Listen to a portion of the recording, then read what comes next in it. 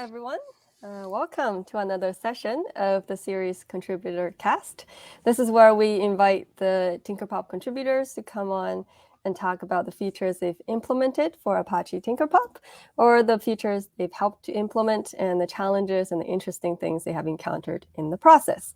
So we hope this to be a casual and a fun knowledge sharing sessions. So today we brought on some contributors again, and we're going to chat about some of the new updates and bug fixes that went into the recent maintenance release of 3.5.6 and 3.6.3. And a quick overview of the points we're going to discuss. So there was a couple of the changes that's both in 3.5 and 3.6, which includes performance, changes to the steps, strategies, Gremlin server, and the various language variants. And then we're also going to talk about some of the changes exclusive in 3.6. Now let's so we will also cover, so in addition to the contributors that nicely joined us today, we'll also be covering some of the important changes brought by contributors who unfortunately couldn't be with us today. So we appreciate all of your inputs and your contributions. So, and as always, be sure to check out the changelog and upgrade documentation for the full list of changes. And if you have any questions, feel free to drop them in the comment section or in our Discord channel. So we'll try to address them at the end. And now let's just get started with the 3.5 changes. With the first section, we're going to be talking about performance.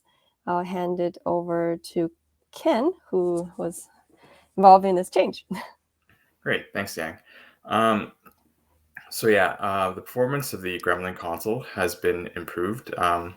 This was an important change because there's sort of a lot of issues that were starting to stack up since we were pinned to 2.5.15, essentially. One of the things this unblocks us from doing is upgrading to JDK 17 in master, which is probably an upcoming change. You may have already seen it. It's in review right now.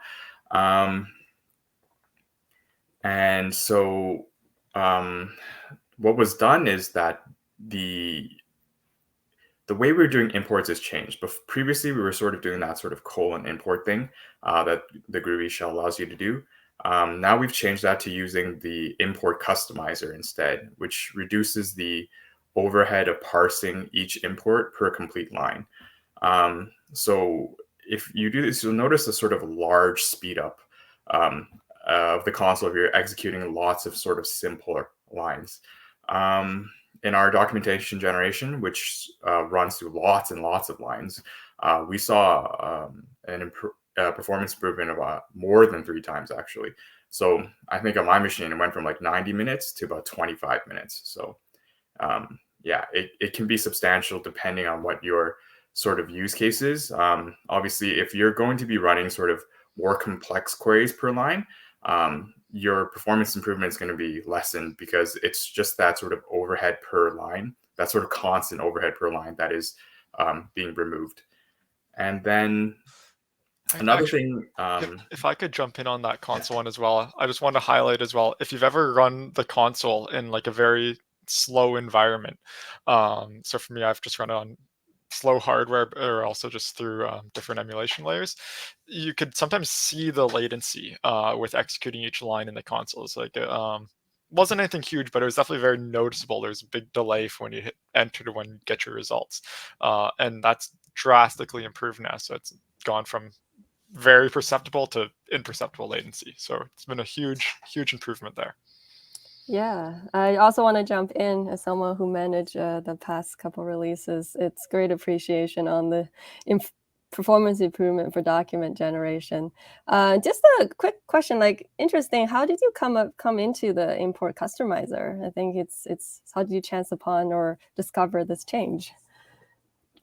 Right. So yeah, we'll have to give thanks to the Groovy community for this one. What happened was I was just doing some profiling on some of the later versions of Groovy, and I noticed that there was some sort of slowdown in the import section. And so I posted in their dev list and I made a Jira, and they were kind enough to respond and suggest using the import customizer. And yeah, that seemed to have solved our problem. So yeah, it was a great suggestion from them. Anything else? Cool. Thank you. Okay. So the second point we have here is it's a much more specific point. Less. So if you're using sort of a collecting barrier step, so in this case, like a sample global step, then and you're using something that uses a either path or labeled path traverser, in that's a very specific case, you'll have sort of lots of hash collisions, because the collecting barrier steps, they throw everything into a hash set. And in very specific cases like Tinkergraph, when you're sort of inserting lots of elements sequentially, so their IDs are just like going 1, 2, 3, 4, 5, and stuff like that. You'll sort of get into this thing where the old implementation of hash code caused a lot of hash collisions. It's been changed now so that that's been lessened. But so if you run into that very specific sort of instance, like you have in this example here, that contains both a sample step and a path step, you'll get a huge performance improvement now. So like for that query example, it's more than 10x faster.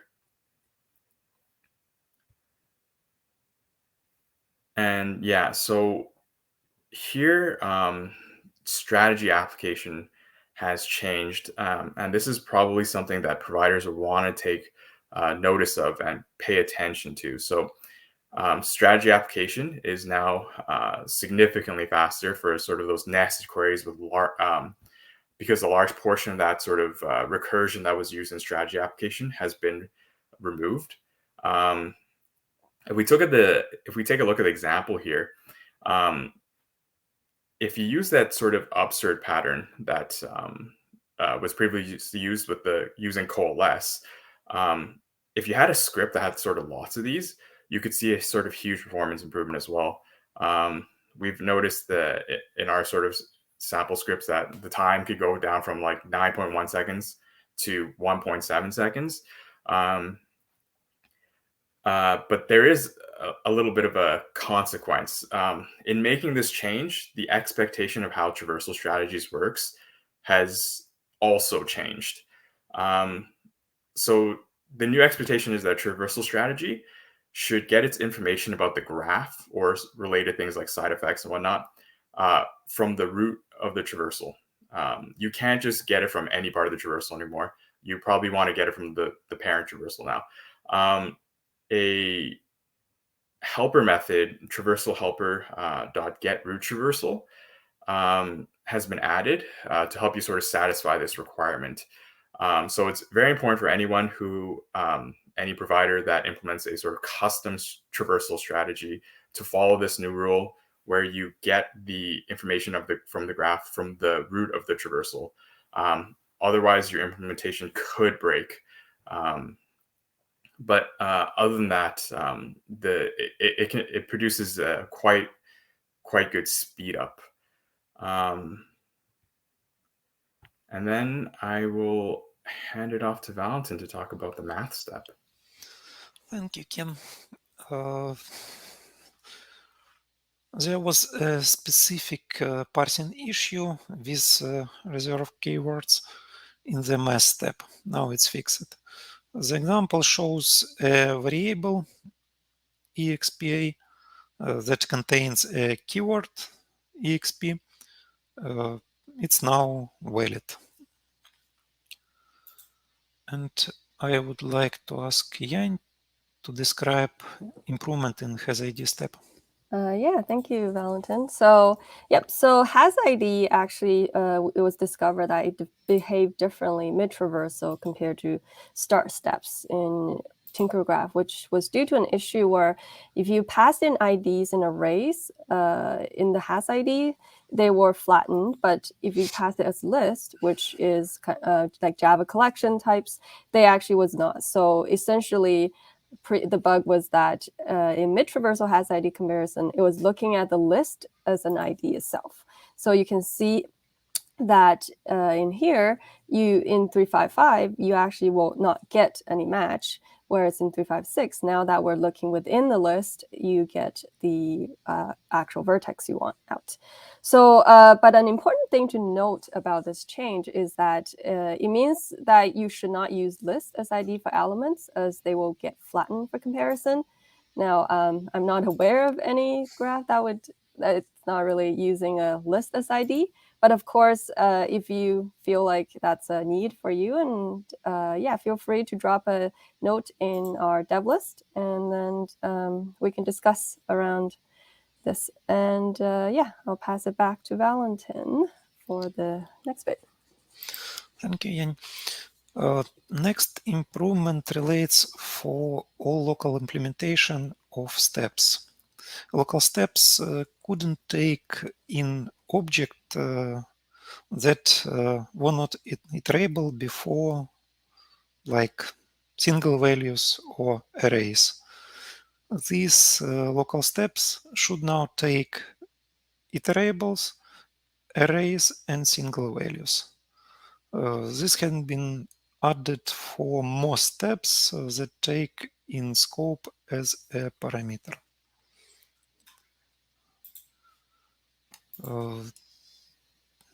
Next slide, please. There are several improvements related to count step, which is handled by count strategy. In some situation, or and step were not properly translated. This issue mostly occurs when it is determined that the count can be converted to a not step. In this case, part of the or and was not included inside the not. Take a look at the example to see how out none step is missed. In first example, it's missed and it's fixed in 3.5.6. Next improvement related to handling of negative numbers. There were some cases when count was incorrectly turned into a not step. If you take a look at the example, there shouldn't be any result because less than -1 is not inside -1 and 1. The algorithm used to determine whatever or not a count can be replaced, has been changed. Next one, please. This is improvement related to handling of equal comparison in count strategy. Count strategy has been changed to work more reliably with comparison to negative numbers. Count strategy wasn't well tested with negative numbers before. Many additional test cases were added, and in this example, the range was calculated incorrectly. In 3.5.5, it tried to use 0 to -2, and in 3.5.6, it's correctly used 0 to 0 as the range. I would like to hand over to Cole to describe server improvement. All right, thanks, Valentin. So for Gremlin server, there's two changes that I want to highlight here. The first change, it's a pretty small bug, but it was a bit of a nasty one if you ever hit it. It was essentially if you're doing a bytecode traversal on the server, and that server triggers a error, and this is a full-blown error, not any exception. The server would essentially kill that thread, and it would never send any response to the client, and the client would just sit there hanging, waiting for a response indefinitely. So we've fixed that. We've now got it where the server will send a response in regards to the error, in the same way it's always done for exceptions, and the same way that script traversals would do for errors as well. So that's consistent. You're not just going to be hanging there indefinitely, which is good. The second change I want to discuss here is about multi-arch Docker images. So previously on Docker Hub, we've always published an image just for AMD 64 for the server and the console. We've changed our deployment process now so we can deploy multi-arch images. So example here is Gremlin server is now deployed on Docker Hub in both AMD 64 and ARM 64. So if you're an ARM user like myself, this should be a very welcome change. It's been nice to be able to have a native image without having to build it yourself. One question, I'm going to just jump in here. So you mentioned server. Now, is there any updates on the console image? Surprised they didn't come out at the same time, right? Yes, yeah, about the console. So the deployment process for the console has been updated, so it's very easy to for us to deploy a ARM image for console now. The issue is that in the testing, the ARM image for the console ended up being quite unstable. So it was quite prone to random freezes and crashes. I believe this is an issue with the Docker engine on ARM, but that hasn't been confirmed yet. So at this time, we decided not to release that ARM image. Just wasn't quite ready for use. But doors open in the future. We think we'll have it ready to go soon, we hope, and that will hopefully come soon. One other thing to note as well is that the changes to the deployment process open the door for a wide array of other architectures to be supported. So something like PowerPC 64 is an option now. The only limitation is we haven't had anyone with the correct environments to test and validate this, and also to maintain it once it's released. So if that's something you're looking for, feel free to get in touch on the dev list or on Discord, and be happy to kind of help get that rolling for you.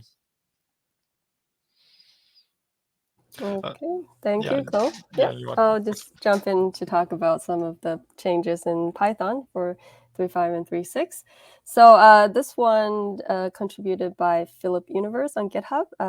So thank you for the discovery. The AL HTTP dependency requirements was relaxed to allow it to work with the newer version of Python, so especially 3.11. So originally we had put the change into master, so for our previous release, but because it was requested, and so we backported into 3.5 and 3.6 for this release. So now this means that for any users that's relying on our previous RC release for Python, you can now use this official release. And so thank you for the change. And I just also want to make a shout to note for all the new contributors and I like if we have different branch management. So please take note to make sure your changes point to the appropriate branches you want them in. So for example, we have 3.5, 3.6 as separate branches from our master, which is for a future release. So yeah, and also to know if there's any PRs you would like to be included in a upcoming release, say when it's close to a code freeze, feel free to shout it out on dev list, and then we can consider merging them. And yeah. And so some other fixes included. So we found some resource leaking in Python and actually also Go. So for Python, there was a race condition with when closing these session-based connections, which resulted in the leaking file descriptors. So then what happens, you would get an OS error. And so that is now fixed. And along with that, there was actually some also leak in Python and Go where the sessions was actually not cleaned up properly when we closed them. So that's also fixed. So these should improve user experiences with session clients for the sessions in Python and Go. Yep. So now as we're talking about Go, so I'm going to hand it back to Cole to talk about some of the Go changes that he helped. All right, thanks, Yang. Yeah, so there's broadly speaking 2 changes we want to highlight in the Go driver here. The first one is regarding request options. So all of the different GLVs have always had a mechanism to pass in request options specific to the single request you're doing when you make any submission.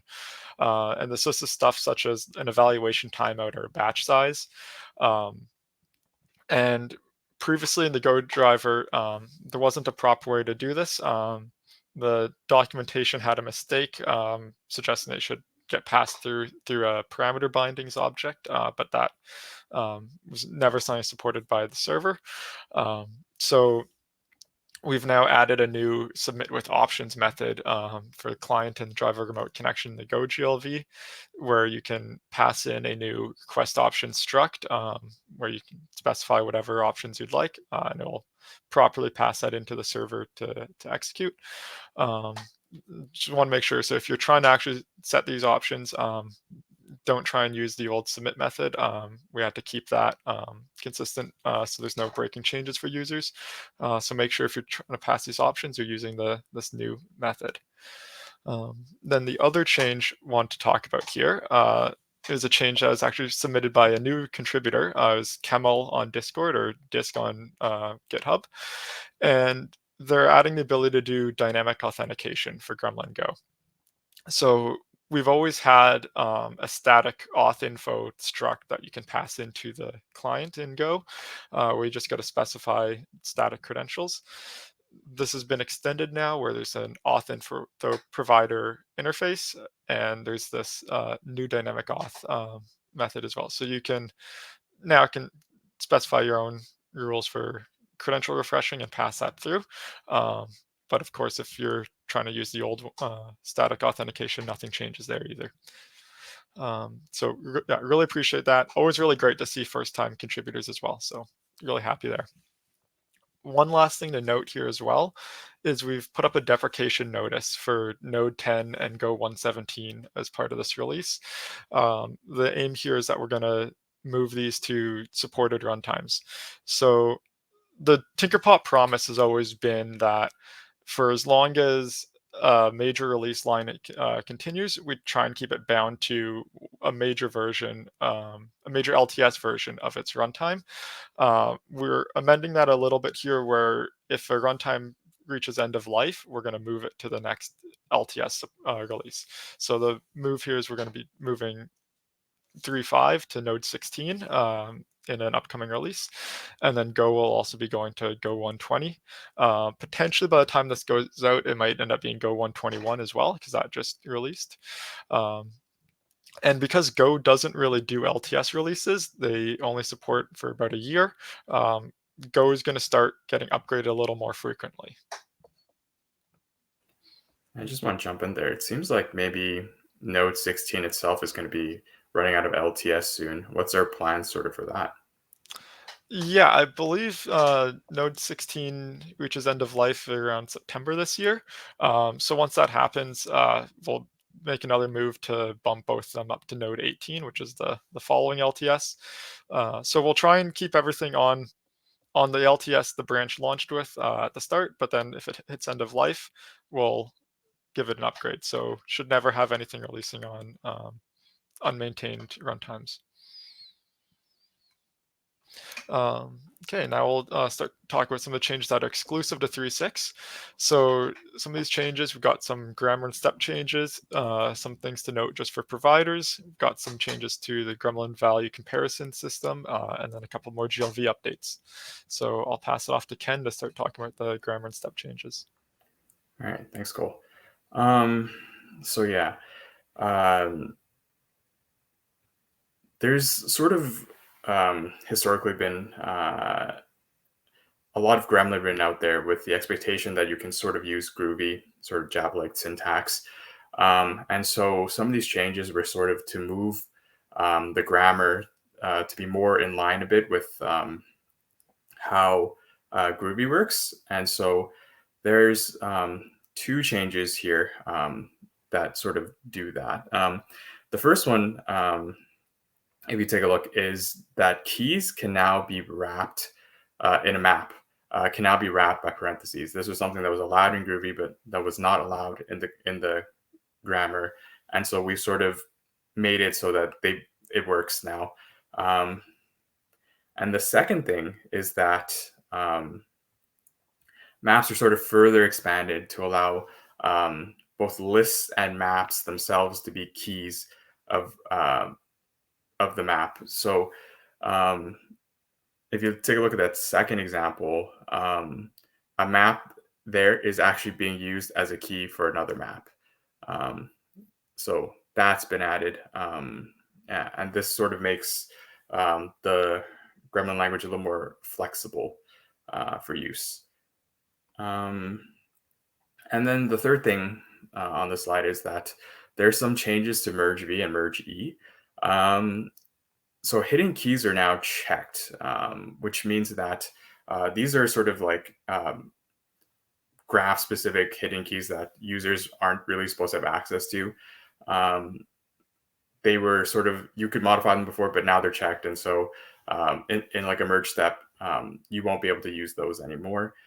And the second thing is something that providers might want to pay attention to, is that the search vertices method has been sort of changed. The expectation for search vertices now is that a provider should implement search vertices if they can speed it up using anything like indexes or whatnot.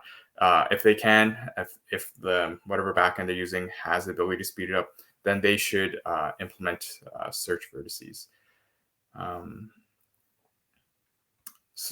So the next slide is something that is other specific changes in 3.6 that providers also may want to pay attention to. The first change here was contributed by Alexander Porunov. What we're doing here is that the final modifier and some of the steps are being removed to make it more extensible to providers. So property map, project, coalesce. These are sort of 3 steps that were opened up in 3.6.3. There's current ongoing discussions right now on the dev list about how we can sort of open up steps for modification from providers. But I will say that we cannot make any sort of guarantees that there won't be any breaking changes to how internal step implementations work, because there's no way for us to sort of predict how providers will extend and rely on the current implementations. So that's a bit of a warning, saying that, yeah, if you really need to extend these steps, we will probably open them up to allow for extension, but you probably don't want to do this unless you really have to, or you have a really, really good reason to do it, because you may face some breaking changes in the future. And the second thing here is a contribution from Penindra, Penindra 876 on GitHub. They introduced a writing and deleting sort of marker interface that'll help you determine whether or not a traversal performs a write or delete. So a little background, there was already a mutating interface in TinkerPop before. However, you couldn't tell if that was specifically doing a write or a delete. So this sort of adds that capability so that you can actually tell which specific mutation is happening. You should note, however, that not all sorts of mutations are handled by this. There are some very special cases, very special steps like IO or call, which are flexible and allow them to change the underlying graph.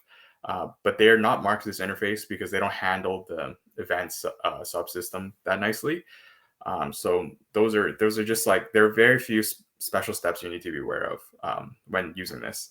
And then to sort of help facilitate this, there's been a helper method added in bytecode helper, find possible traversal steps. And yeah, if you use this, you you can go through a sort of bytecode traversal and then use that to determine whether or not any of those steps are marked with writing or deleting. Yeah, and so hopefully this is helpful to some providers out there. Can I jump in for 1 second? So just going to circle back to the extensibility. Yeah, so as Kim mentioned, there's an ongoing discussion. So if you feel free to, if you're a provider or even a user, you have an opinion on this, feel free to jump in our devlist discussion. But just in addition to extending it, I just want to comment that we also welcome collaborations. And just if you have any questions about any of the steps and you would like to contribute some improvements to it, you think that will, that it's also help your implementation. We also welcome that aspect. So yeah, just feel free to reach out on the dev list and the Discord. So yeah, and that's just my comment. And I think, are we good to go to the next slide or? Yeah, I think Cole's going to be handling the next one. Yeah, thanks. So want to talk a little bit about Gremlin value comparison, which is a new system that was introduced in 3.6. And to give the background on this, prior to 3.6, anytime you're doing comparisons or ordering between incompatible types, you could get some unpredictable results. So sometimes if you're doing comparison between types, it would just get casted and compared as expected, and you'd get a nice consistent result. Other times you'd end up getting some exceptions thrown. And it was unpredictable. So this was a new system that was introduced to kind of standardize that. So you should get nice, reliable, predictable results from all comparisons. And the first thing I want to note with this, though, is that in the equals implementation here, it was a little bit slow when comparing between incompatible types. And this had to do with some of the ways it runs things internally. And this was something that was identified and patched in ArcadeDB. They produced a more optimized equals method here. And Luca from ArcadeDB contributed back to TinkerPop as well. So we've brought in that optimization. So the equals now performs much better, which has been a good change. The other thing I want to highlight here is, as part of this system, there's this new Gremlin type error exception. And this is an internal exception that's used to track an error state internally and help guarantee the correct results get produced. It's never intended to get returned to the users, but there was a couple of funny traversals that allowed it to leak out, and you wouldn't get your results. So that's been patched in this release now. So you can see in that example there, there's 3.5 and 3.5 and 3.5.6. The exception no longer gets returned. So that's been a good change. I think I'll pass it off to Yang here to talk about the GLVs. Yeah, so excuse me. So in JavaScript, so there's a bug fix in the Gremlin JavaScript and Gremlin Python. So direction enum, which are used to specify the direction of an edge from and to a vertex. So in 3.6 line, and we introduce an alias out to be referred from, and then in can be referred as to, just to make it more user-friendly and then matches more nicely with our existing Gremlin syntax. So unfortunately, these direction enum were not properly aliased in the JavaScript and Python GLVs. So now both of these have been fixed. So the expectation is that you can and you should be using the direction enum properly. So for example, in Python, it was previously suggested that you define the variable from and to these, but now you no longer have to do that. Yeah, so that is the improvement, and I think that is everything we have. Do you have any questions from the? I just open it up. Oh, okay. So we got one question. So there is some discussion in the community about a 3.6.4 release. What's happening there?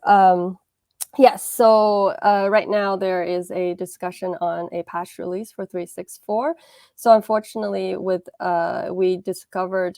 recently discovered a bug with the regex predicate in the Java driver. So now so unfortunately, it would be great if we could have had it with this 3.6.3 release, but I think right now, just to make regex work for Java users, we'd like to propose a patch release for 3.6.4. Even though we call it a patch, we're just going to release a 3.6.4 version. And I don't know if any of you guys have any additional comments on that. I think Valentin helped.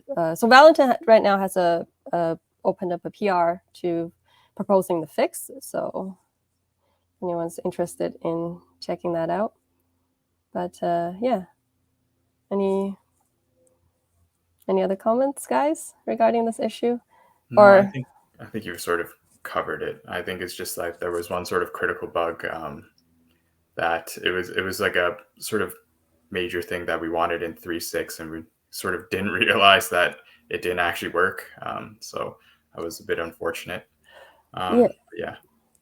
Yeah, I think that, I mean, that also speaks a bit too of our, I guess, making our tests more robust. So I think that escaped a bit of detections there with the serialization in Java. And I think also the bug I was mentioning regarding the direction alias was also an unfortunate miss in our tests. So I think, yeah, that also speaks to making the tests more robust going forward, and also just including robust tests with your PRs and changes with ours. Yeah. But I think there's already maybe some plans about like the thing that caused us to miss this. I think there's already some plans of making some changes to the testing framework so that that portion is not going to be tested like that in the future. Yeah, so that's actually a good point. So so I don't know how detailed we want to go into this. I just briefly mentioned so how Java driver, how we tested Java remote. How we tested the Java remote driver is it had a separate set of process tests that we're looking to be changed with our Gherkin test suite. And so that migration isn't very complete. So the Gherkin tests are not really testing the remote process. And so basically we're kind of maintaining two separate test suites. And so it's easy to update in one and miss the other. So right now we're looking to add a remote option testing for the Java driver as part of the Gherkin tests, and then slowly, I believe in our next major release 3.7, we're going to try to phase out the process tests, so another separate test suite. So we don't have that much to maintain. Yeah.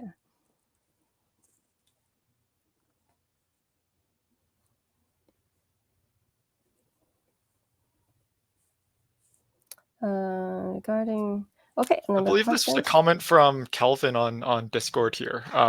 So yeah. I find that really exciting to hear that. Yeah, the console improvements are helping load the data set faster as well. So that's really cool. I think basically anything that runs through the console and executes like a bunch of individual Groovy commands should see some pretty substantial improvements through these changes. Yeah. Any other questions at this point? Any in the comments section? Yeah, okay. All right. I guess thank you, everyone. And also in the interest of time, we're just going to close out. But feel free to keep on dropping questions in our Discord channel. We'll address it back there. But yeah, thank you for joining us. We look forward to seeing you in the next one. All right. Gremlin out.